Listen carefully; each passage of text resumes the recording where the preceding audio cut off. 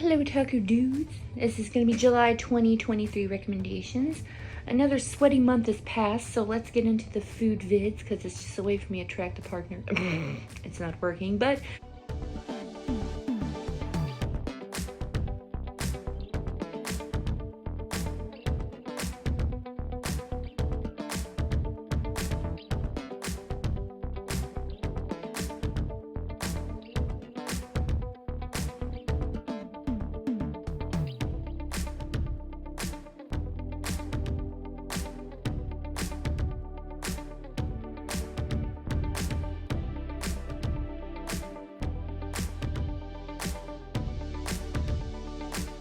here's the stuff you should watch this month. For the yes section, one more time. A woman gets to relive her 18th birthday over and over again. And yeah, movies like this have been done in this exact kind of storyline, but I think it was done well. Fubar and oh Arnold. I love seeing him in things, and this show was so funny, and I loved seeing the dynamic with the characters, and I thought it was really a nice mix between like action and comedy. I thought it was nice. King of Clones, this is kind of creepy. It's a look at the animals being cloned, and I'm starting to wonder if science is starting to go too far. And I just saw a TikTok that said that they just started cloning fake meat or whatever, and I'm like, okay, I think it's going too far. Stan Lee! A documentary on Stan Lee, and I thought it was really sweet and informative. Treasure Planet. I never watched this movie, but I knew it was loosely based on a novel, which I read. And I think this movie actually deserved better from Disney, because I feel like this is actually one of their better movies, and I feel like a lot of people have never even seen it. Horns! Daniel Radcliffe shined in this movie. He's such an amazing actor. He really is. I really like anything he's in. You can tell he puts like his whole heart into each character he plays. It just feels really nice. In this film, his girlfriend is murdered, and he gains like demonic powers. It's kind of not really explained why or how, but he does. Where he goes against his town, which literally, he has some of the worst people in his town that I've ever seen in my life. I don't think there was any good people in his town. Everybody was just terrible. Another Me. This movie kind of takes the premise of a doppelganger, and I loved it. I feel like it's a creative, like, thing you don't really see a lot in horror movies, but I feel like we should be, especially with skinwalkers coming up as being a new creature we're scared of, like doppelgangers are similar. I feel like we should study them. Doom That Came to Gotham. A mixture of Batman and Lovecraftian horror stories, which was really cool, I thought. Reality. I didn't know that this was based on a true story until the very end of the movie, because apparently I wasn't paying attention. But the way it was filmed and the way it was acted was amazing. Rurouni Kenshin, 2023. One of my favorite animes and manga series of all time. This is a great property. Even the live action movies are amazing. I love them dearly. It's just one of these stories that as I hold anything they make with it, I'm gonna watch it. We have a remake of the manga, original anime, whatever you want to say. It's basically, because the original anime is based on the manga, so you guess you'd say it's based on the manga. Whatever you want to call it, but without the extra filler that the original anime had. So it's going pretty well so far. It's still kind of new. An animation style, I feel like it could be a little bit better, but it's not bad. Murder Nation, Jersey Gore. Series of murder documentaries from Jersey. What Happened at Fells Acres. This is a documentary about incidents that happened at a daycare, and it's very disturbing no matter which side you choose to believe of the story. Baby Ruby. This movie was kind of all over the place. I'm not really sure if the baby was evil, or if she had issues, or if it was the town, or the mom. There was a lot going on in this movie, so I don't really know. Flamin' Hot. It's not really a documentary, but it's like a true story thing. The making of Flaming Hot products, and I really used to love any chip covered in this stuff. I try to stay away from it now because I still have binging tendencies, so I have to be careful what I buy because I will eat it all, so I try not to keep them in my house. The Land Before Time series. When I was younger, I was obsessed with My Little Pony, Bratz, and dinosaurs. And upon buying this whole series for my own nostalgia, I realized there are 14 movies when I only knew about 11 of them. So very nostalgic, yes. But I think the cute little stories and songs can be enjoyed by anyone, but I find them very nostalgic and it makes me have joy. The Age of Influence. This documentary series influencers have gone bad. Like, it's really sad in most cases. I think we should be more careful in this new age of influencers. I love influencers myself, but we have to remember to be careful because everyone is paid and everyone is still a person. I feel like we trust internet celebrities more than we trust actual celebrities now. Internet celebrities will have more credit, will have more say-so in other things. Like, I feel like internet celebrities might not make as much money as real celebrities, but they have more of the public's trust. Hannah, I love action movies like this. It's my favorite thing. Hannah is trained in the wilderness until the day the government comes looking for her. And I did see, I don't know if it's the same thing, but Prime has a show called Hannah. And I think it's maybe based on the movie or it's a prequel. I'm not quite sure. But either way, I'm going to probably watch that soon. Venanzio. The show knew how to do an opening scene. My lord. The first episode, wow. He's basically a crime boss lawyer type thing. I worded that really wrong, but something happens, and yeah, he's put in comedic-ish situations, but it's a pretty serious drama. Megan! As soon as I saw the trailer for this movie, I was excited because it looked somewhat creepy, and I was like, cool, creative, I like it. Movie is definitely good at not taking itself too seriously, which is why it works, because of the type of premise that they have, but it was still creepy at times. Hell's Paradise, literally incredible. Literally, the story was great, the animation is beautiful, and it's done by one of my favorite animating companies. Characters, amazing. Plot, amazing. Storytelling, honestly, 5-star. If you only watch one thing on this list, watch this. Nimona, based on the graphic novel. This movie blew me away, and its setting and characters, mixing fantasy with sci-fi, was really cool, and I would have never thought to do it myself, and I thought that was really cool. I saw the villain coming a mile away, but I still thought it was amazing, and I still enjoyed the story for what it was. Red Rose. A phone app creates a dangerous game for a group of characters. I feel like this is getting lots of adaptations, like this idea. We get a lot of movies and shows. Like, I think I've seen like 3 or 4 anime just with this premise alone, that there's an evil phone app.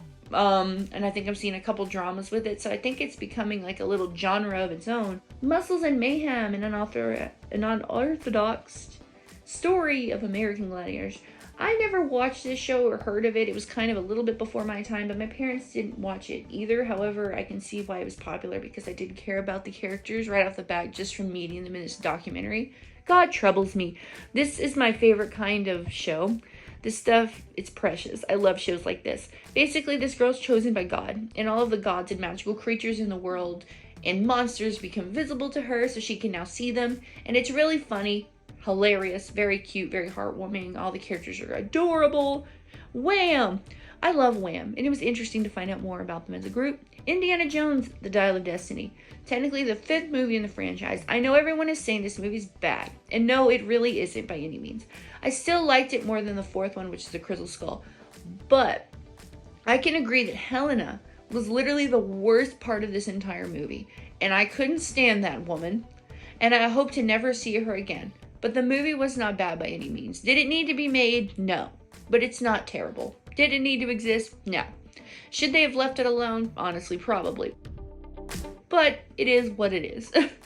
Unicorn Warriors Eternal. The second I saw the art style for this, I didn't even have to look it up and I knew it was Genndy Tartakovsky, which is one of my favorite storytellers and has made some of my favorite cartoons ever.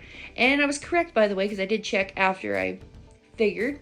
And I'll watch it, literally anything with his name attached to it. So here we go. Cinnamon. I don't know how to describe this movie to you, but it's the vibe in it, and it's immaculate. And I can see how it's toxic for me to think that the relationship in this is kind of cute, but leave me alone. I've been lonely a long time, so leave me be.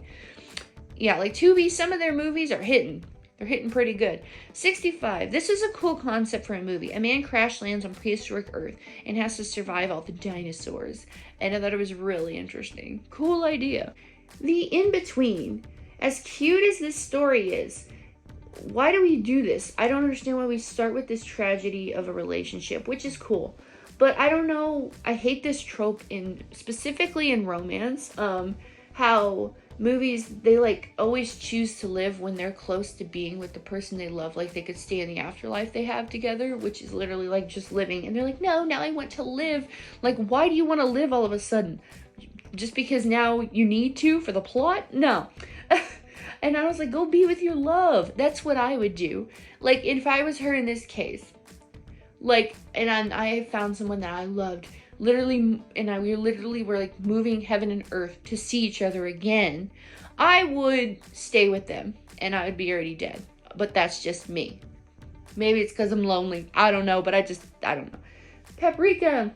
This movie's weird and kind of hard to follow, but basically what goes down is there's this device that controls dreams, and it gets out of hand. It's really one of those really trippy movies, really trippy anime. Legally Blonde 1 and 2. Yes, I've seen these before, but seeing them as an adult is a whole new experience that I would recommend. I like going back and visiting movies I haven't watched since childhood. It's like a whole different experience. The Super Bros movie. I had very high expectations for this movie, and oh yeah, they were made. It was played on the original gameplay enough that it worked, but not too much that it was going to be stupid, if that made sense. Like, they worked with what they had and made a really interesting plot with the type of platformer game, because other video game movies would be easier to make, but this is like a platformer, so they had to kind of work it into there, and I thought it was really cool. And they did a lot of their other games built around it, so I think they're going to try to build like a Nintendo universe, which is really cool. But they're still made something new and fresh with it, and I respect that. And this comes from one of those people that doesn't really like Mario, because I'm not good at platformers. However, I respect the property.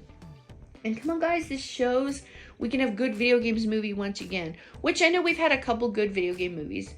And I had made a thing whenever Pikachu had been released that we could have good video game movies and that they would start making them, and they did, because now they have Sonic, which is actually a really good franchise, and then they have this. It just takes a little care. Now for the mess section, Insatiable Season 2. I kind of forgot about this show and didn't even know there was a Season 2 to it. I kind of liked the first season a little, but it wasn't my favorite. But I was curious about what had happened to Bob and Bob, because that was my favorite part of the show.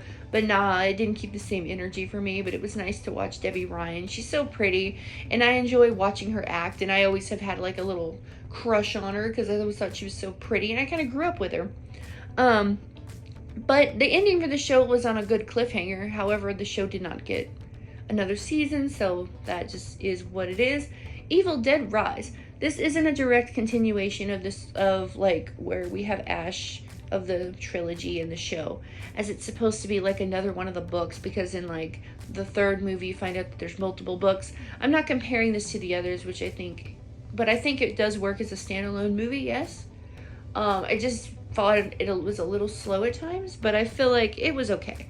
1 Hour Photo, starring Robin Williams. This story is very unsettling and very creepy. Escaping Paradise.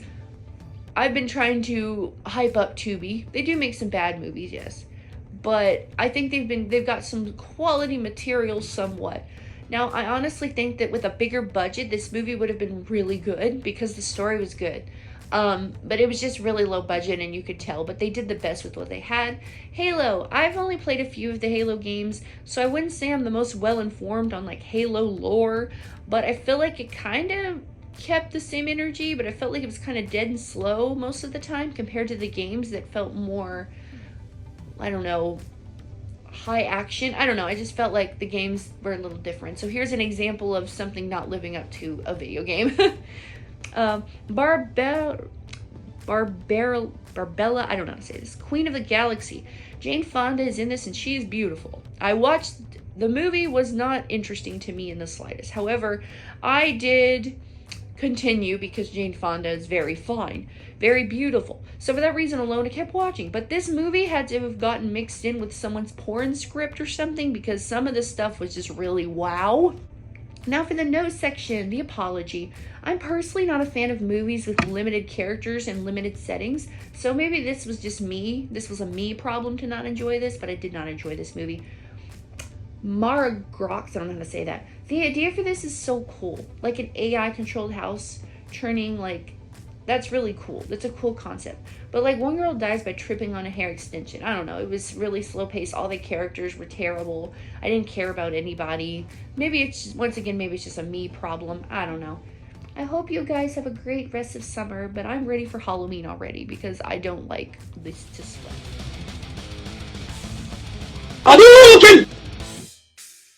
Finish him!